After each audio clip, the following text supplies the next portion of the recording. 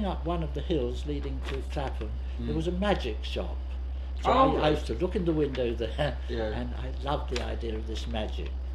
So not being able to afford to go into the magic shop, I went to the library and got magic books, and excuse me, I learned to magic act, you know, from the books. Oh, right.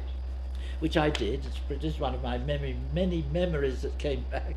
And of course I worked up a little magic act. This was the age of about 10 or 11. But I did this act, my father being in the musical business, he knew everybody.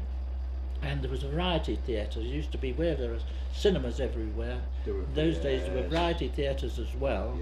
And the leader of the orchestra, they all had their own orchestras. Leading the orchestra, who was this local one, came to see my father.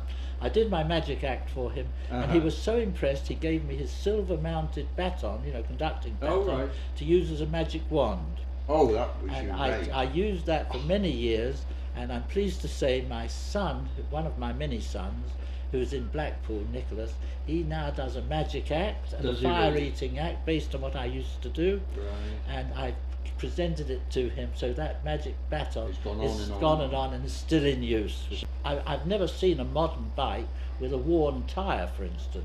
No. In those days we used to wear them completely flat, and my bike developed an actual hole in the outer cover. Oh dear. And so the inner tube would come out through and explode and burst. So I mended the inner tube, and I couldn't afford another outer cover, so I used insulating tape and wound it round the whole wheels, round the tyre, and as I rode along, it was going pop, pop, pop, pop, pop all the way. But you see, with our poverty as it was, I mean, my father was living by giving music lessons. He was a professor of music, and I mean, if he lost a pupil, it was a major catastrophe. My mother would start a novena for we'd all go on short rations, and but basically I remember we used to buy cod's heads. We used to have huge cod's in the fishmongers, and my mother used to buy cod's heads and boil those, and we'd have that as a meal. Wonderful fish stocks. Well, absolutely. And I used to, one of my great treats was to buy a penny bag of stale cakes, because people don't realise, but today everything lasts forever. They're full of preservatives. Well, in those days, any food went off the next day. We forget that milk, for instance, used to be delivered in glass bottles every day. They used to collect the empty glass bottles when they delivered.